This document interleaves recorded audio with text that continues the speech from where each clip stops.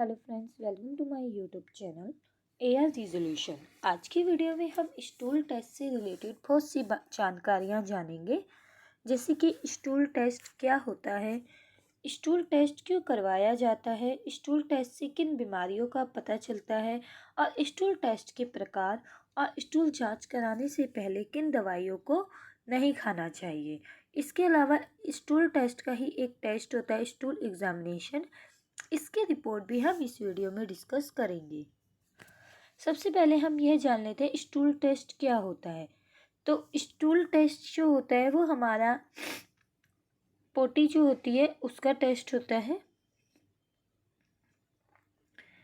Stool test आपका कराया जाता है जब भी पेशेंट के पेट से रिलेटेड कोई भी समस्या होती है, तो उस कंडीशन में जो है स्टूल की जांच कराई जाती है कि आपका जो स्टूल है, मल जो है, उसमें जो है कोई भी बैक्टीरिया, वायरस या अन्य जर्म्स तो नहीं है, उनका पता लगाया जाता है ताकि जो भी बीमारी है उसका पता चल सके। स्टूल टेस्ट क्यों कराया जाता है? तो स्टूल टेस्ट जो है वह आपके मल में खून है या नहीं वह जांचने के लिए कराया जाता है।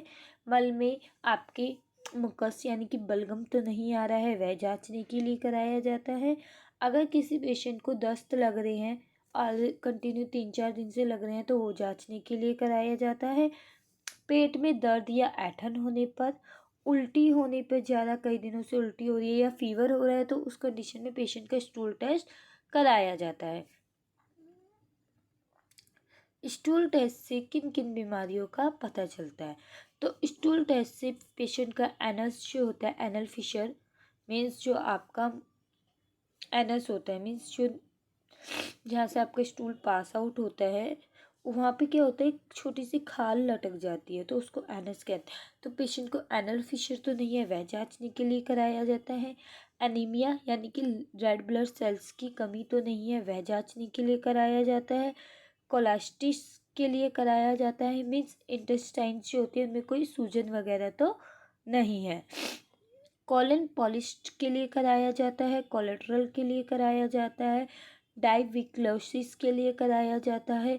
इसके अलावा संक्रमण हो गया, कोई भी इन्फ्लेमेटरी बाउल डिजीज़ हो गई या पेट में कोई घाव वगैरह हो गया, उस कंडीशन में जो है स्टूल एग्जामिनेशन जो है इन सभी बीमारियों का पता लगाता है।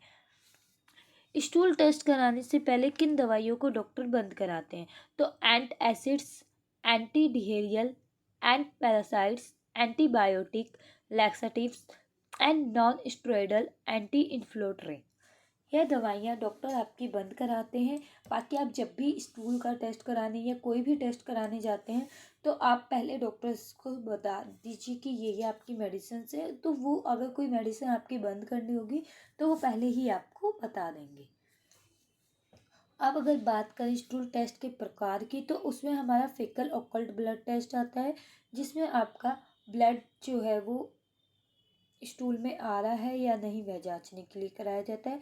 फिट डीएनए टेस्ट, इसमें आपका फेकल ऑकल्ट ब्लड टेस्ट का तो काम ये करता ही है, उसके साथ ये डीएनए का टेस्ट का काम भी करता है।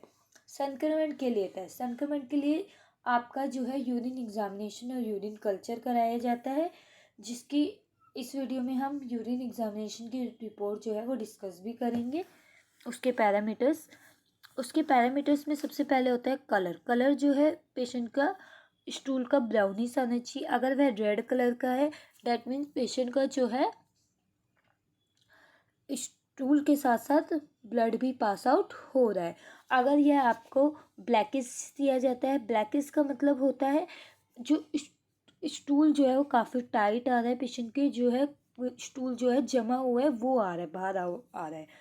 कंसिस्टेंसी जो है वो सेमी फॉर्म्ड है, सॉफ्ट है या सेमी लॉस है, वो जांच की जाती है। पस सेल जो है वो पेशेंट के स्टूल में प्रेजेंट नहीं होनी चाहिए। अगर इफ़ इन केस अगर यह 1 या 2 है तो नॉर्मल है, बट अगर 1 या 2 से ज़्यादा है तो वह उस कंडीशन में पेशेंट के बैक्टीरिया की समस्या देखने को मिल सकती है। रेड सेल हमेशा आपकी नील दी जाती है या एब्सेंट दी जाती है। इफ़ इन केस ये प्रेजेंट होती है दैट मीन्स पेशेंट को हीमोफीलिया की प्रॉब्लम हो सकती है। बैक्टीरिया आपका एब्सेंट दिया जाता है। और कब नॉर्मली 1% जो है ये, अगर 1% भी होता है तो प्रेजेंट दिया जाता है। पैरासाइट्स आपके एब्सेंट दी जाती है, बट इन्फेक्शन की कंडीशंस में ये प्रेजेंट दी जाती हैं। रीच्ड सेल आपकी एब्सेंट दी जाती हैं। इसके अलावा डिहारिया की कंडीशन में यह प्रेजेंट होती हैं। फैट ग्लोबिन्स आपके एब्सेंट दी जाती हैं। अनडाइजेस्टिव फूड आपका एब्सेंट दिया जाता है। हाँ, बट अगर आपके जो अनडाइजेस्टिव फूड जो है वो प्रेजेंट है, मीन्स आपका फूड जो है वो डाइजेस्ट नहीं हो रहा है, तो उस कंडीशन में ये आपको प्रेजेंट देखने को मिल सकती हैं।